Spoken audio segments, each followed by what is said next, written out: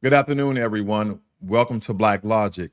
This afternoon, I wanted to take a different approach at giving you guys the news because I really wanted to break down the birthright citizenship executive order versus the 14th Amendment. We are all aware of the current news that President Trump signed an executive order revoking birthright citizenship. But there was a federal district court judge that came out that temporarily block this executive order. And I wanted to get down to the nooks and crannies of this because the crux of the issue lies in the interpretation of the 14th Amendment. And I think we need to become more familiar with the 14th Amendment, which states that all persons born or naturalized in the United States and subject to the jurisdiction thereof are citizens. The executive order argues that this has never been met to grant citizenship universally to everyone born within the U.S. boundaries, pointing out exceptions for those not subject to the jurisdiction of the U.S.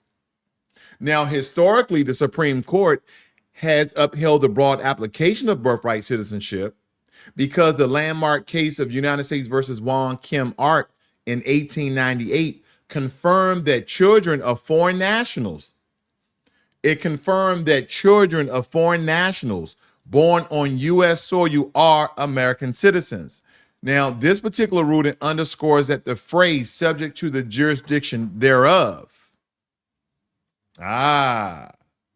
This is why I believe that the judge was very hesitant to totally blocking it, and it's only a block temporarily as we interpret the law as the forefathers, those creators of the Constitution, have wanted us to interpret it. It may even go up to the Supreme Court. But this is something I wanted to bring to you guys' attention so we can break it down together. Because the jurisdiction thereof excludes mainly children of foreign diplomats or hostile occupying forces, not children of non-citizens or temporary visitors. Again, not children of non-citizens or temporary visitors. Now, we're all familiar with the executive order that President Trump signed. But the president's use of an executive order to alter the interpretation of the Constitution is likely to face more legal challenges, because that is what some people are stating, that this is a contradiction of the 14th Amendment, where President Trump interprets it very differently. I do as well. Now, it also goes on to state that the Constitution can be amended only through a rigorous legislative process that is not unilaterally by executive decree. So Donald Trump just can't change the Constitution. He can't revoke, revise, revamp, or reconstruct the 14th Amendment. This has to go through a very lengthy unilateral process that is mostly done by who? Congress.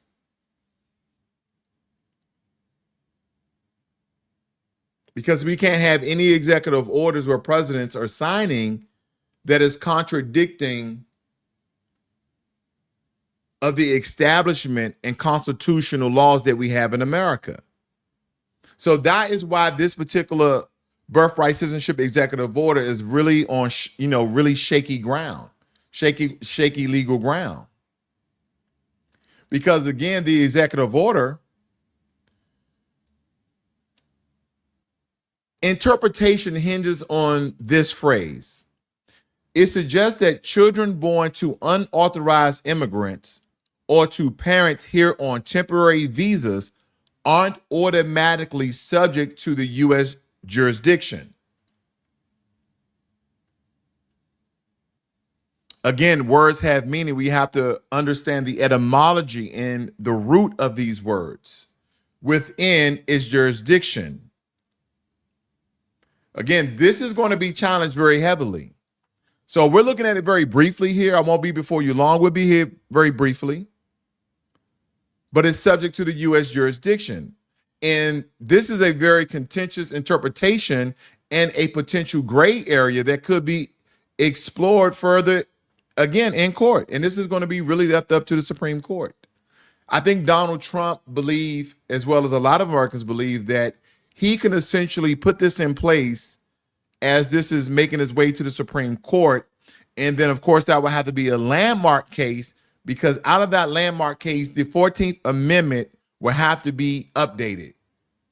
It will have to add another amendment or totally rewrite this first section here. It will have to rewrite the first section of the amendment. Now, we understand that Section 5 down here explicitly grants Congress the power to enforce its provisions through appropriate legislation. And this might suggest that any significant changes to citizenship laws should involve congressional action rather than an executive order.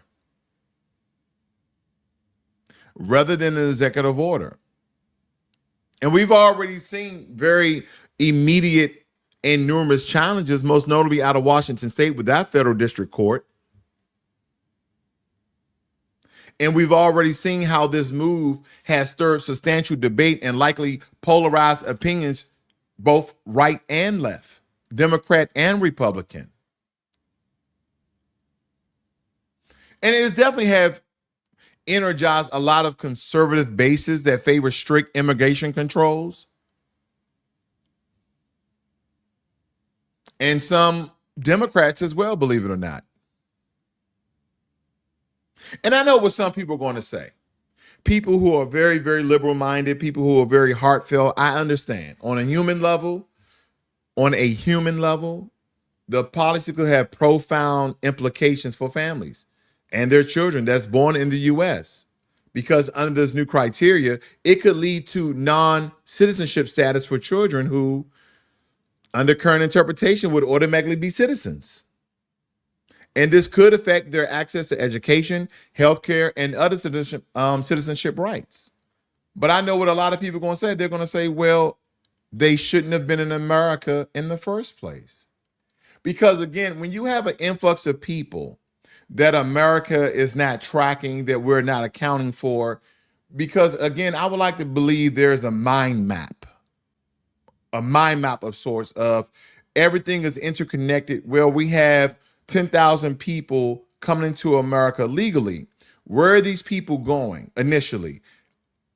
The influx of people, is that going to overpopulate that city, that infrastructure? I wonder if we have a mind map that is that detailed. Because again, to me, this will all make sense. Because you can't have all thousands and hundreds of thousands of people, millions of people gravitating to one area. Look at California. I believe I was going 10 miles in LA on the freeway. I was going 10 miles and it took me an hour. 10 miles. 10 miles took me an hour. And no, it was not rush hour. I think it's always rush hour in LA. But I just want to point these things out to you.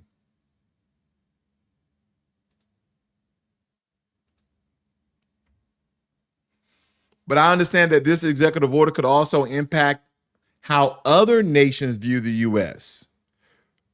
In some regards, potentially affecting diplomatic relations, especially when countries whose nationals are significantly affected by the order. And what that means is that even diplomats who come over here for their children to be United States citizens, that their privileges will be revoked in the same regard. As it should be. See, everybody has been using our Constitution against us. And that is why people are crying foul. Oh, they found a loophole. Donald Trump is closing the loophole. He's not allowing people to run across the border, have a baby. Okay, your baby's an American citizen. You're still illegal. But now we have DACA. Now we have all of these immigration laws because we're so humane. We're so loving, we're so humane that everybody's an American citizen now. Oh, and because you're an American citizen, here are the privileges that you have access to. Even though I broke down a whole video of all the federal legislation that deals with benefit and funding that are already afforded to illegal immigrants. I'm pretty sure there's some other benefits of being American citizens. But in the past 4 years, did you feel like you was privileged? Did you feel like you wore your American citizenship badge and good things were coming your way? Did you feel that way? The illegal immigrants did. Yeah, they did. They got a luxury apartments. They got stipends, EBT, $20,000. They got all types of things. But you, the American citizen, you saw your inflation and grocery and gas go up and you paying more taxes. That's what you saw. So yeah, I can see the benefit. I can see the benefit, but I want to go a step further. Yeah, I know. I want to go a step further. Is that okay? I want to jump here. I think no one is really thinking about this. And I know we get tired of talking about race, but this is very complex. Stay with me, because as we continue the fight for racial equity and justice in our country, it's very crucial to examine not only the systematic forces of oppression, but also a lot of the complexities of racial identity and how they intersect. Because recently, in the past 40 years, an unsettling trend has emerged because the rise of Hispanic individuals aligning themselves with the white nationalist racist ideology. And here's the thing, here's my disclaimer. So people who are new to my channel, not all white people are racist. Not all white people are bigots. So stay with me. If the shoe doesn't fit, if the glove doesn't fit, you must have quit. If the shoe doesn't fit, I'm not referring to you. Because this phenomenon may seem contradictory at first glance when we're talking about Hispanics, but at a closer look, it reveals deep-rooted issues of internalized racism. Internalized racism that really starts with colonial history and the manipulation of identity politics altogether. Because if you break it down and you look at the different perspective and understand the lessons, there's a large percentage of white Hispanics that are illegal immigrants as well. How did this all start? Because we have to really examine the colonial histories of Latin America. Because for centuries, European colonizers enforced a racial hierarchy with whiteness at the pinnacle of social and economic privilege. Because through the system of racial mixing and colorism, lighter skin became synonymous with power, wealth, and social mobility, while darker skin was devalued and vilified. And these dynamics didn't vanish with independent movements. Instead, they became ingrained in the cultural and political structures of many Latin American nations, leading to generations of internalized racism for some Hispanic individuals. Aligning with whiteness today can feel like an extension of those colonial aspirations. See, this is not labeling all white people as racist or bigots or even being discriminatory. This is showing how other groups that are non-white align themselves to be white because of the figment and the vilification of people who are non-white. Those people where they say marginalized, but we know this is really stemming from a Black cultural standpoint.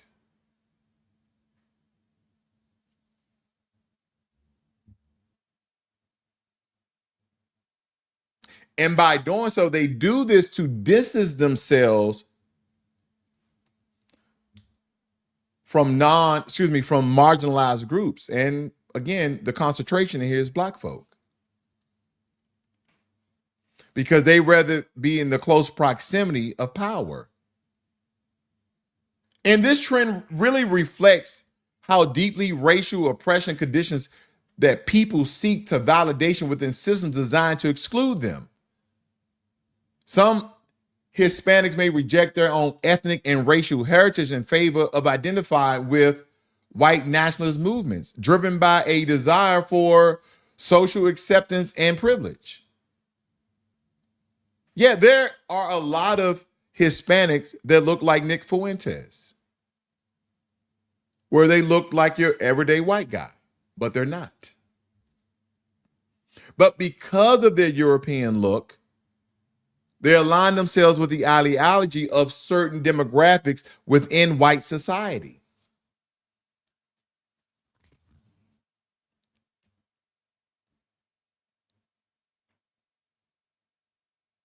And for them, these individuals, whiteness becomes a performance of ideology, not just a skin color, because this is a stark reminder of how racism works as a tool to pit oppressed groups against one another, which really is diverting energy from solidarity that we as Black people have never seen from other groups, and collective resistance to infighting for division. And as Black people, we need to educate ourselves. We need to enforce ourselves about the different mechanism of systematic racism, how they manipulate identity for oppression. I want you guys to think politically for one moment here when we talk about the Democratic Party. It's like we've all forgot that the Democratic Party is the party of the KKK, the Dixiecrats. They were the Confederates. And time again, because a sole act of Lyndon B. Johnson, majority of Black people continue to vote down ballot, blue no matter who, Democrat. And all the while, the Democratic Party has been pushing very liberal laws, and we've been championing behind them, not knowing what in the hell is in this legislation. We played the game and we lost. We lost consistently, time after time, not being impartial, not being truly bipartisan, of looking at both sides of the fence, looking at Republicans, looking at Democrats, looking at the legislation, looking at their legislation. No. We just got fear-mongered in voting Democrat.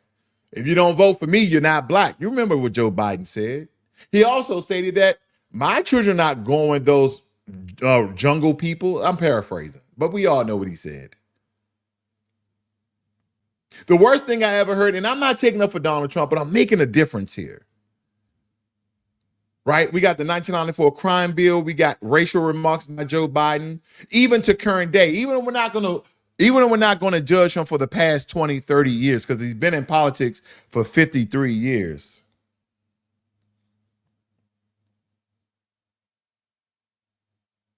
But we just keep on voting. We keep on voting with no information. When we say read, I don't want to read. I just know those Republicans, they're just bad people. Why? Because the Democrats said so. Oh. Well, you see some of the things they do. The Democrats don't do that, but it's different because there's a couple of Black people in there. So, they put a Black face on it. That makes it better. No, that makes it worse. That means some of your own people you can't even trust. They call them ops. But we understand that Nick Fuentes is a prominent figure in the white nationalist movement. And he is of Hispanic descent. So, this exemplifies a paradox. Because Fuentes, he promotes Christian extremism and racist ideologies that is actively working against policies that benefit non-white people. But again, this aligns with, history of individuals who seek to erase their cultural ties to align themselves with white supremacy for perceived benefits. This is internalized racism. It teaches that any group, regardless of background, can fall prey to systems of white supremacy if they internalize its narratives. Yeah, there's a faction of Asians as well. Not your day-to-day. Talking about immigration with the combination of white supremacy. You guys remember Enrique Otario? Did you not? You guys remember him? I believe he's a previous leader of the Proud Boys.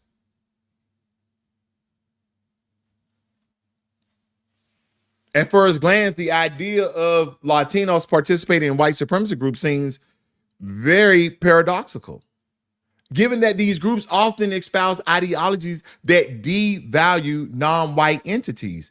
But you're non-white too.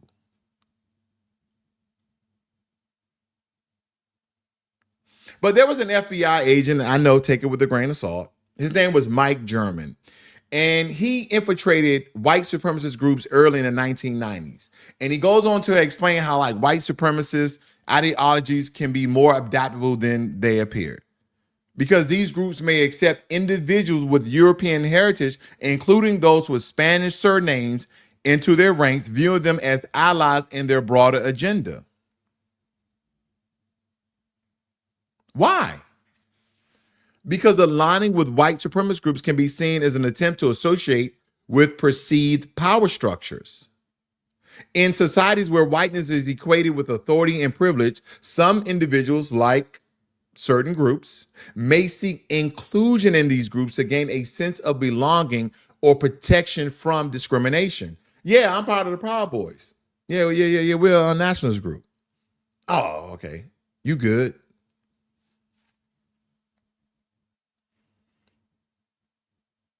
And we understand how certain things are perceived, because if we're recognizing the unpopular of their views and their ideologies, these groups often recruit beyond traditional racial lines to bolster their numbers and soften their public image.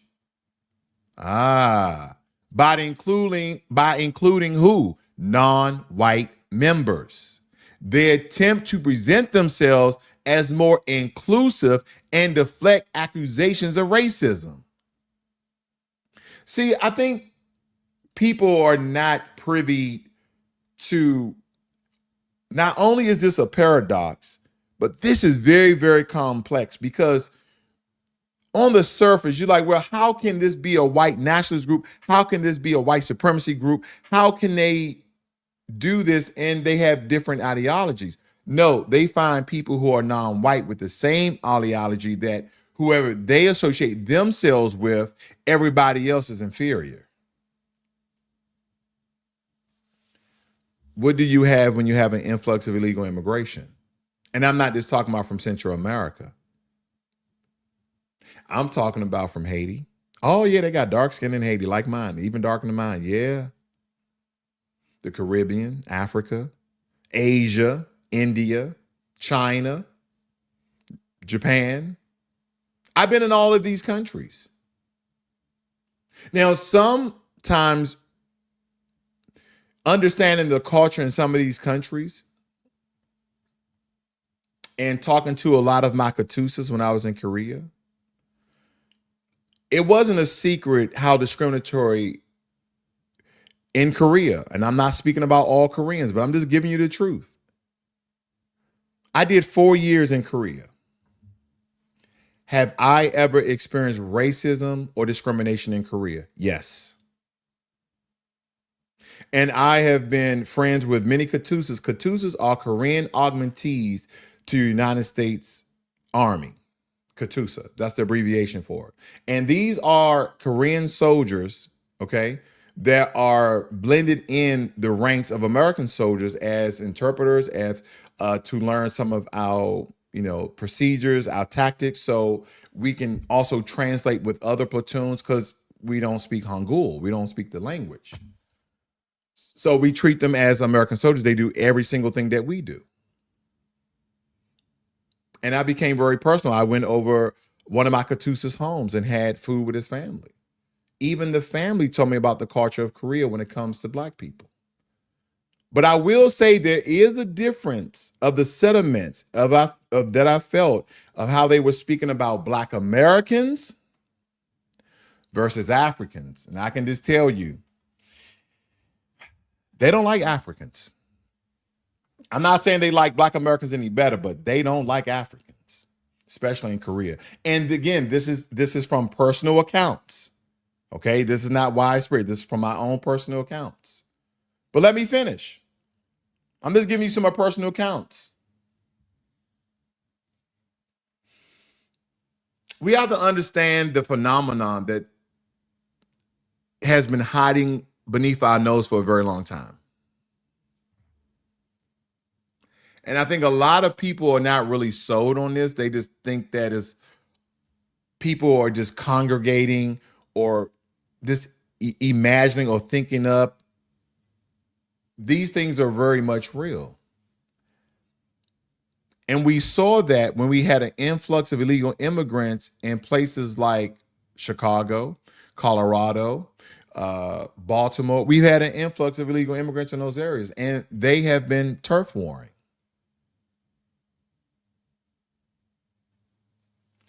And I did a special, I think it was like 1 or 2 years ago, how I spoke about the neo-Nazi groups in Mexico. And don't take my word for it. Please do a Google search. They are Mexican neo-Nazi groups. I have no idea why Black people would ever support illegal immigration. I have no idea. See, I wanted to bring that full circle. I wanted to tie those things in. We are Americans. First and foremost, we should be upholding the Constitution, and we should not be violating the Constitution. And the reason why I like the idea of the birthright citizenship being rewritten or revoked or even held for a landmark case is because that amendment was never for illegal immigrants. Everybody knows that amendment was for Black folk, so we can be citizens. Because at one point in time, we was not considered citizens. But when they wrote that amendment, for a very long time, we've been having people illegally in this country. And I sometimes believe that we're more patriotic than we put off. Black Americans have fought in every major war. I want you guys just to do me a favor. Look up Black American inventions and see the contributions we made to our country. And you'll be astonished of the things that we have invented and innovated. We are Americans. And I don't believe a majority of us stand for this. We don't stand for illegal immigration. And quite frankly, I don't believe we should be supporting any other group. I just don't believe it. Because what group truly, okay, what non-white group truly supports Black Americans? They keep telling people about this Black and Brown coalition. I haven't seen it. I see Black people always marching and protesting for every single cause. We're marching and protesting for Hispanics. We're marching and protesting for Asian. We're marching and protesting for LGBTQ. We're giving everybody else our energy except for our own people. We live in the greatest, most powerful country in the world. Yeah, there's still pockets of racism around this country. Some of the legislation, some of the laws, some of the people, yeah, are racist in nature, are very, very discriminatory. So we should really, really be fighting for ourselves. We shouldn't have the time nor energy to fight for anybody else. Why did I say those last statements? I want to share something with you guys, and I'll be done here. I want to share this video message of this lady thanking Black female teachers. Gosh, I really don't even know how to say this because no words can really express the appreciation I have for the Black community right now. Thank you so much from the bottom of my heart. And I know I'm speaking on behalf of many Mexicans right now. You guys, if you guys don't know, they're coming into our schools and they're taking our children. That way, when the parents come up to pick up the kids, they deport them.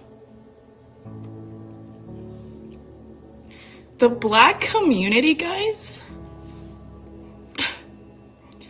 Black women teachers, that's all I've seen so far, Black women teachers. I'm sure there's some Black male teachers, but Black women teachers are saying they're willing to fight for our kids. I don't think you understand what that means. I don't think you understand what level of sacrifice that is. We all know through history the police brutality that the Black community has gone through. No. We all know what this means. This means that Black female teachers was interfering with federal law enforcement. That's what that means. See, we just need to stop. We just need to move out the way. Let these federal agents do their damn job. Stop putting the cape on for every other group, because I promise you, if they was coming to get you, it wouldn't be no Hispanic female teacher stopping the police. You can miss me with that. They're basically saying they're willing to die for our kids. Oh, hell no. I don't think we need to hear any more. I am absolutely done. You guys have a great and wonderful Friday. But no, I don't encourage any Black person to interfere with law enforcement doing their job by the orders of the president. This is Black Logic.